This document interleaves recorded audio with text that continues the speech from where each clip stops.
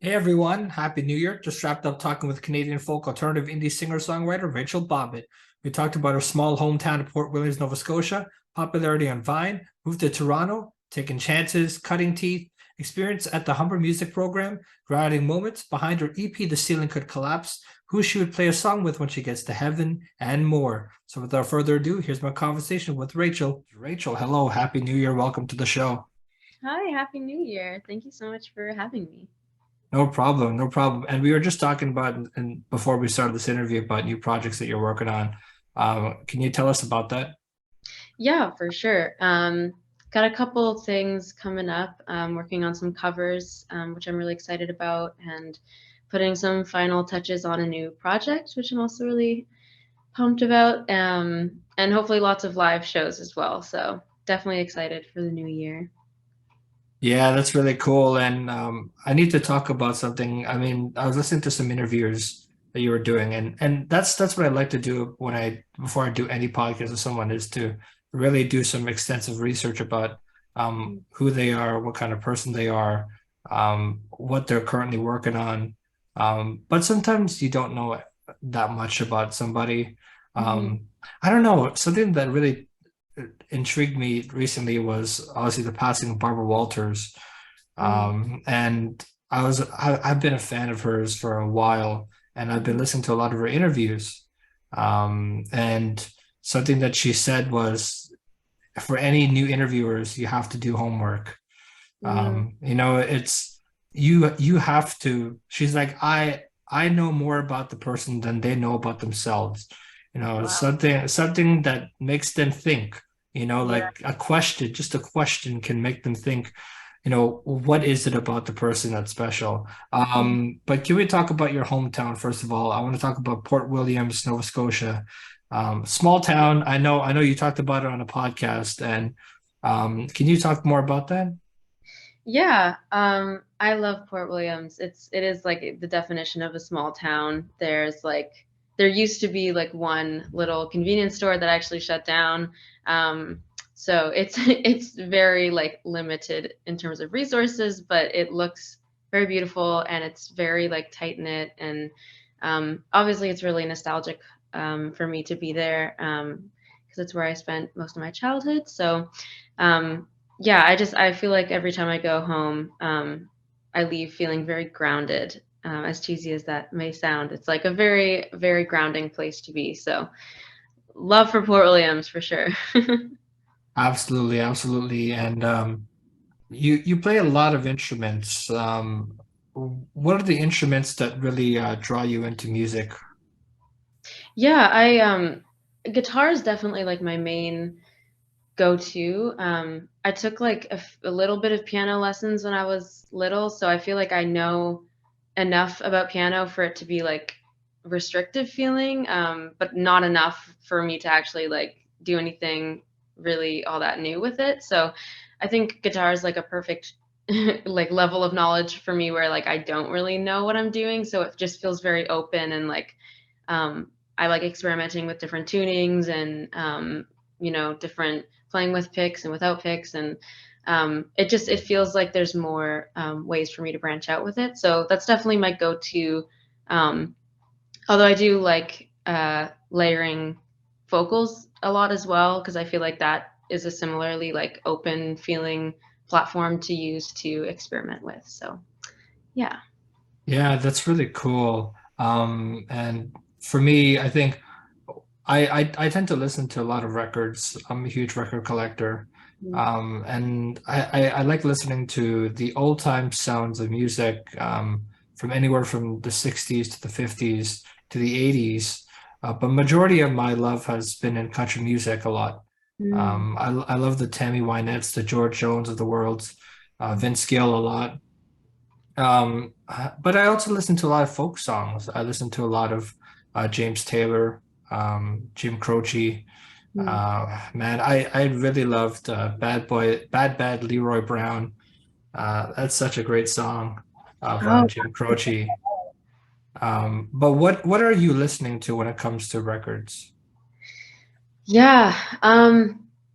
It's definitely really spread out. I feel like kind of for every song, I think there's usually like different references I'm pulling from and different things I want to achieve. And I think for a while I was really um, trying to not do that as much as possible and just like fully go into things without, you know, having any direct references or kind of aspirations for how things might sound. But I think that was coming from a worry of like, you know, totally just coming out sounding like what I was trying to do. But I think at the end of the day, you're always going to sound like you, and people are constantly pulling from all these different inspirations. So definitely from a song to song level, I typically have like a few different things floating around. Like I want the vocals to kind of come across like this, or I want the instrumental to be sounding like that. So I feel like there's lots of different musicians that I listen to.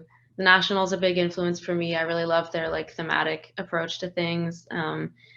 I've been listening to a lot of Leonard Cohen again. He like inspired me so much when I was little, and I think like because I listened to him so much when I was young, I kind of fell out of listening to him on a more daily basis. But I've been listening to him a lot now, and he uses a lot of like female, like floaty, angelic background vocals, which just sound so classic and contrast his like gravelly singing really, really well. So I've been really inspired by that lately, just like a really angelic choral sound. And I'm not a soprano at all, but I've been trying to recreate some of that vibe for sure. Yeah, absolutely. And do you ever find yourself, you know, when you're coming off stage or you're at home and you're trying to write some new songs, do you ever just find yourself just sitting on the floor and just really having a really like, how do I describe this? Like a really personal moment just by yourself to really understand what songs you want to write? Yeah, for sure. I was actually talking to my friend about something really similar the other day, and I do feel like the times that I feel the most inclined to write and the most I guess inspired is when I am alone and when I've been spending a long time alone. And um, I feel like I'm a fairly social person, and I do like to surround myself with as many friends and family members and, you know, have as many people talking at once as possible kind of energy. But so it really contrasts when I like am alone and there's no noise and I'm not playing a podcast or listening to music. And it's like those moments of like complete silence where I have the impulse to fill it. So. Yeah, absolutely. And for those who are new to Rachel Bobbitt, she kind of got popular. Well, I don't want to say popular because popular is a big word, but popular on Vine. Um, uh, I don't recall what it was. I think it was a Christmas song that that kind of started the whole launch of your career. Uh, Talk to me about that. Yeah, Vine is such an interesting thing to reflect on. Because I was just so young and I was in Port Williams, and you know the resources for musicians in the valley is like very limited, and um, there's there's amazing musicians that come out of Nova Scotia, but I think it's not I didn't know anyone in bands, and like I didn't know people who like just jammed it out and like had a fun time creating. And like it definitely felt like if you were going to do music, you were going to be like in theater or you're going to be like a singer-songwriter folk musician.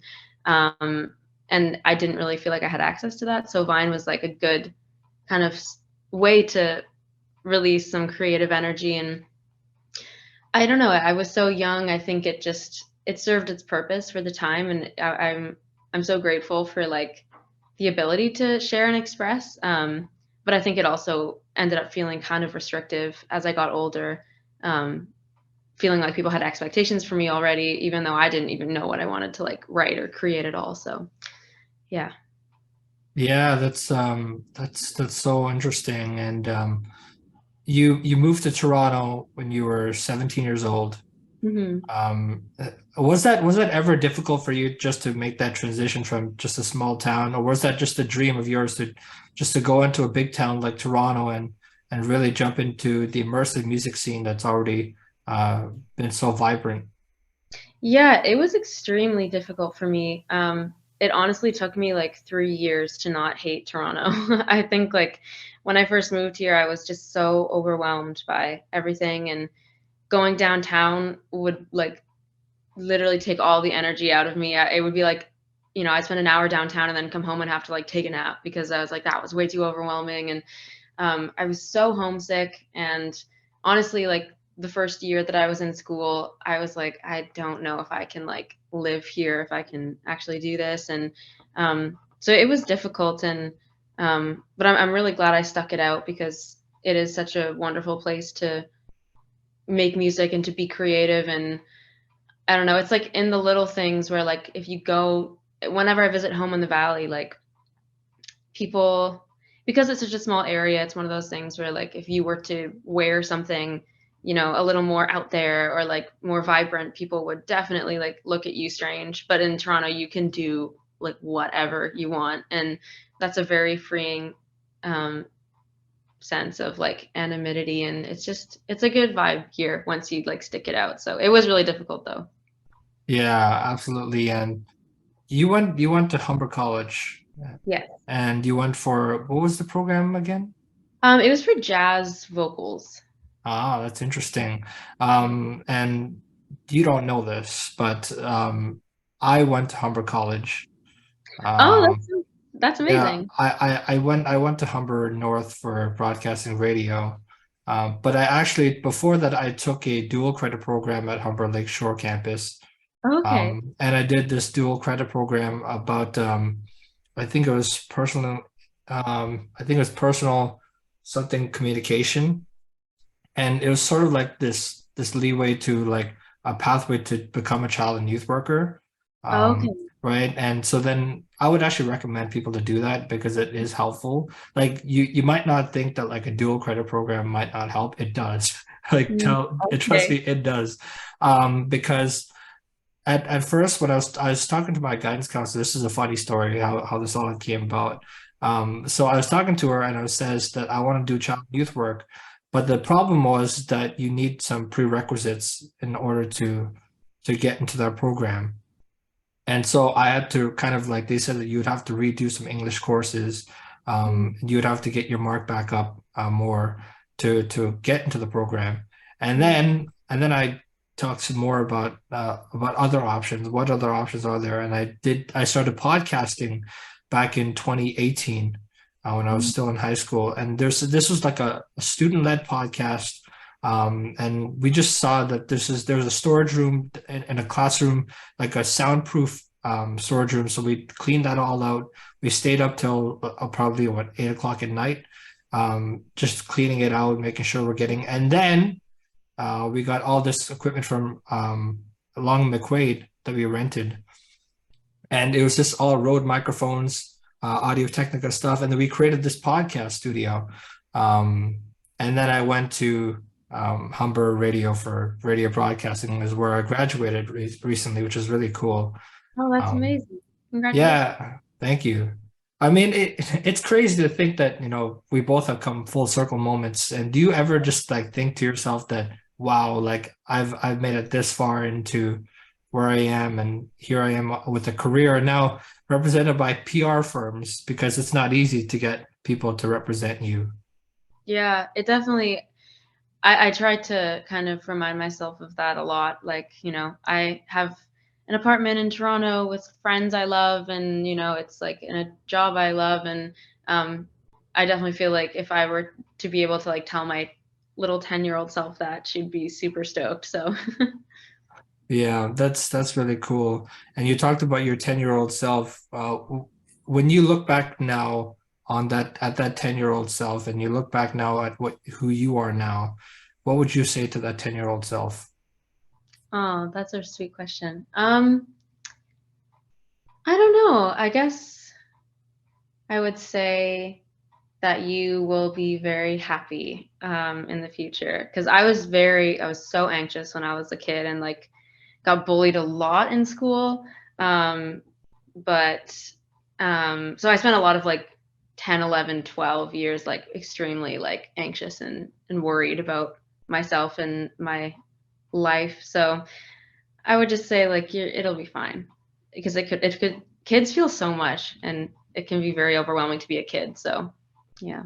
Yeah, it is true. I mean, like I went to this, I think it was the co-op program at a school, and it was a middle school actually, and I had to be like a teacher's assistant, just basically like it's not the easiest job in the world, I will say, because you're dealing with children that are like crazy.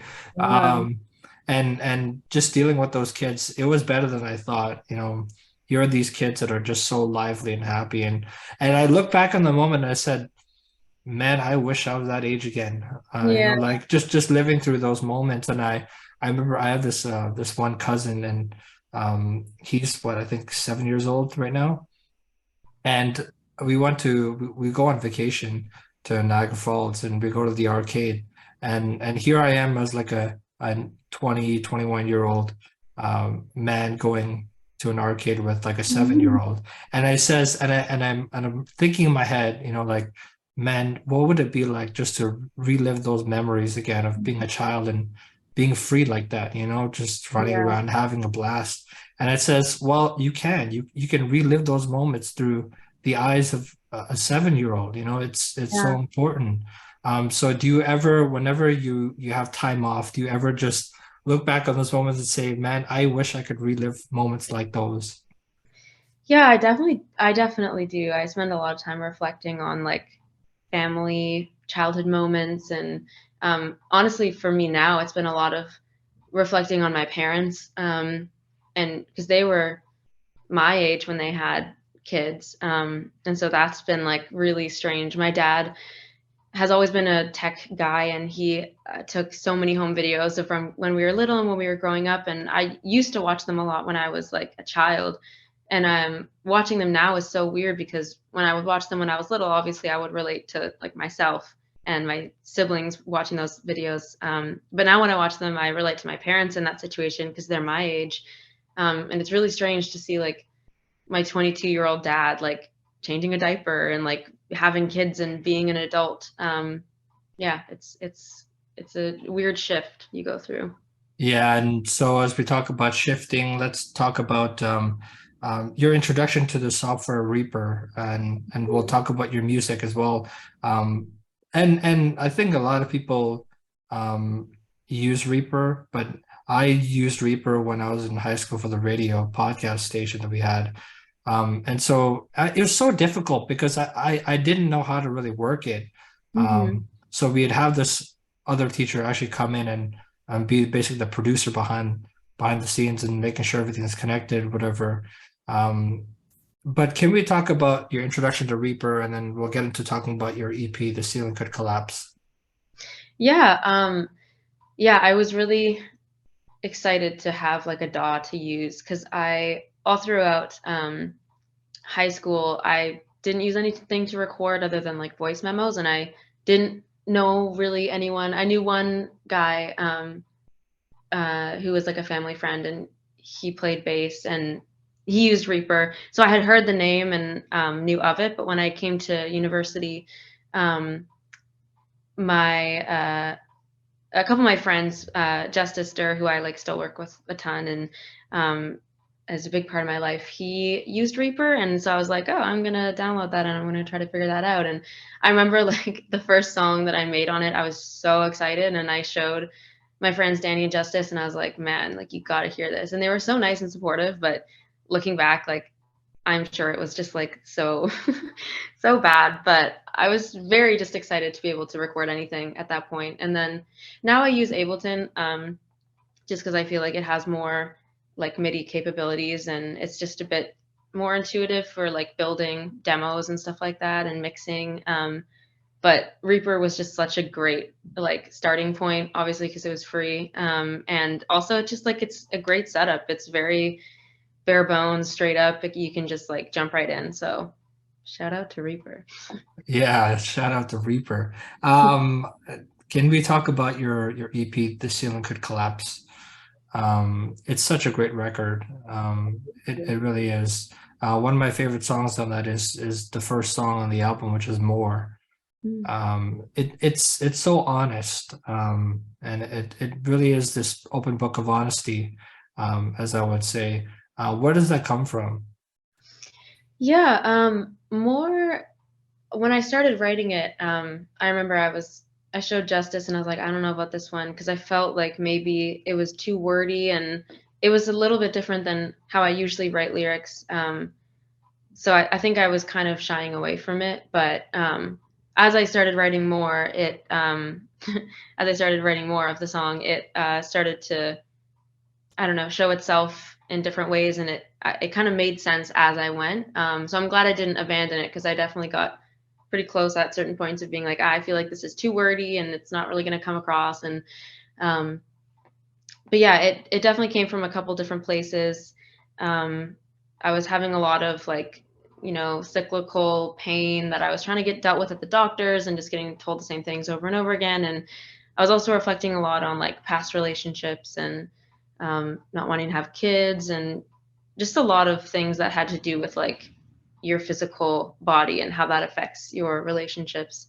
And I had a lot of help with the song from Justice and from the band that I play with. And yeah, so it was a lot of like really satisfying little milestones to put that one together. Yeah, you're just talking about like different things that happened that when you would go see the doctor and stuff like that. And I would suppose so that you probably deal with some sort of anxiety, Mm-hmm. and stuff like that. And but when it gets to that point where it gets to an extreme level, how do you deal with it? Yeah, honestly, I think for my anxiety, it's been a couple different things. I definitely think like talking to my friends who a lot of them also have anxiety to varying levels, and that can just be really grounding to be like, oh, I'm not like crazy. There is there is someone else who has these thoughts and who has similar ways of dealing with them. And for me, honestly, like starting medication as well was like a game changer. And I think there's not, I mean, like it's becoming more and more acceptable and like more and more um, uh, normal, I guess, to have medication that helps you on a day-to-day level. But it's like that was definitely changed my method of thinking in a lot of ways. So yeah. Yeah, absolutely. And talking about friends, you do a lot of jam sessions. Hmm. Um, walk me through about what gets played in jam sessions. Yeah, I have the same band I always play with, Steven on drums and Isaac on bass and Justice on guitar. So we all like know each other super well. Um, Usually when we have rehearsals, I'll bring a song that's like pretty done in terms of like lyrics and melodies, but um, we'll kind of jam it out and feel the arrangement, and Steven might change the drum patterns and maybe there'll be some chord changes. And so it's mostly like I'll bring kind of the skeleton of something and then we will like feel out what feels the best. And sometimes it's like the exact version that I had in mind and sometimes it's really different. So it's always fun to just like use everyone's abilities because I don't know. I always think like I have so much admiration for people who like play all the songs on their records and mix them and master them and do everything themselves, but that's just not me. And I think anytime Isaac maybe has an idea for a new bass line and he'll ask me like, "Oh, are you okay with this?" I'm like, "Man, you know how to play the bass a million times better than I do." So it's kind of like whatever you are feeling in that moment. I definitely trust all of my band members to add their own expertise. Yeah. And so does that also correlate with uh the part where it's ear training for you? Because you talked a lot about that in a podcast I was listening to that you're on. Um, walk me through what that ear training goes for you. Yeah, there was a lot of ear training in school, which I enjoyed actually a lot. It was like it was pretty challenging, but I think it just grounds you and it allows you to like look at music from a and like a more intellectual perspective. And that's exciting for me because I do have theory knowledge, but I don't use it when I'm writing. So I think in like a jamming situation, it's honestly just like shortcuts to be able to communicate ideas. And I think like that is just so helpful to have the language that you need to be able to get the results you want. And I think honestly, like that is so much of like what creates barriers for people in the music world, but I think also like outside of it is just like knowing how to communicate what you want, because it's one thing to like know what you like, but if you don't know how to tell people how to make that, then it just stays inside your head. So I think that's been a really helpful tool to have for sure. Right, right. And I think a lot of like people deal with that issue of like that we get so in our head sometimes, and we overthink stuff that don't need to be overthought. Mm-hmm. Um, and how do you deal with that when that happens? Yeah, that's a good question. I don't know. I'm definitely an overthinker. I like to go for walks for sure. Or like read a book is good because it like corners your brain into thinking of something else. Just doing something to like shake up the thought loops that are so easy to fall into. Yeah. And do you ever feel, because you talked about just earlier about feeling grounded. Mhm. And do you ever like to go into the environment and really feel out the nature of your music, and that's what inspires it? Yeah, for sure.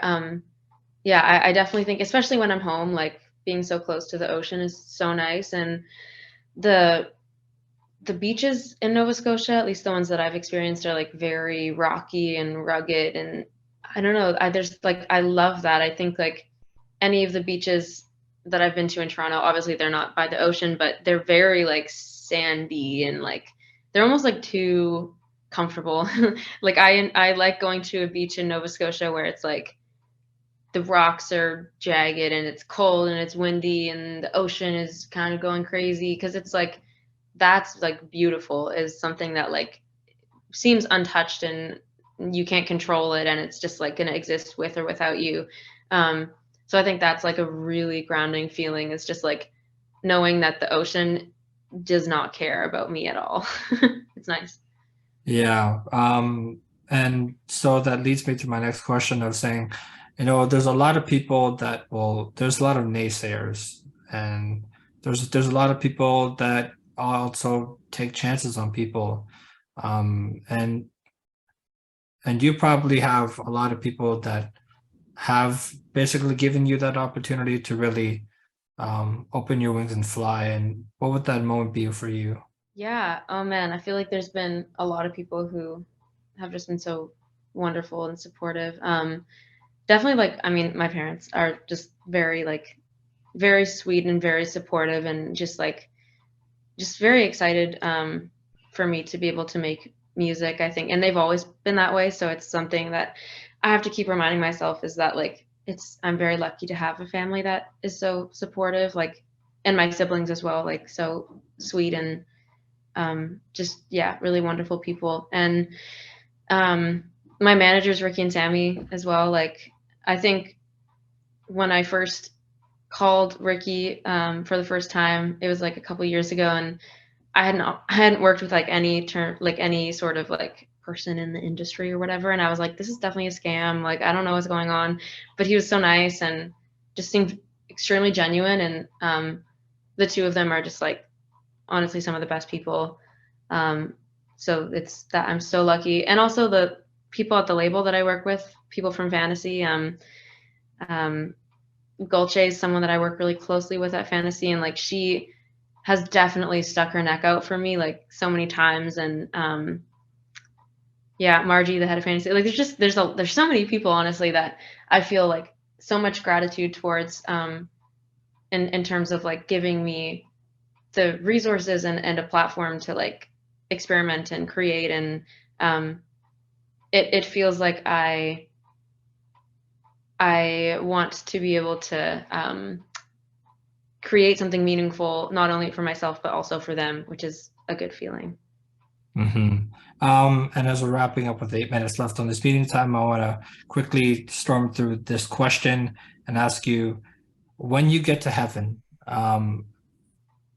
if you were to play a song with anybody that's already up there, who would it be and why?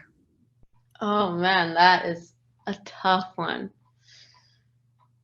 Hmm. Okay, I feel like there's so many options, but gonna go back to the roots and honestly say my grandpa, because he played so much music when I was little and like played so much guitar and like violin and the accordion, and we'd all have like kitchen parties and dance, and he passed away before I like really fully started like pursuing music in earnest. So I just think it would be so fun to be able to like show up and be like, hey, I know how to play guitar too now, and like we can jam Hobo Bill together. I think that'd be really nice. Yeah, for me, it would probably be Kenny Rogers. Yeah. Love Kenny Rogers. I have a lot of his records actually here. Daytime Friends, just a really good collection of music. Yeah. Well, we've come to the end of this interview, but thank you for so much for chatting with me. To the listeners who made it this far into the episode, thanks so much for sticking around. I hope you enjoyed my conversation with Canadian folk alternative indie rock singer-songwriter Rachel Bobbitt. You can find her on Instagram, Facebook, Twitter, and on YouTube. For more info, visit RachelBobbittMusic.com. To support the show, please feel free to share it with family, friends, or on social media. You can find the podcast everywhere on all podcast streaming platforms. Lastly, I've been your host, Jigme Kelsang. Thanks for tuning into the show.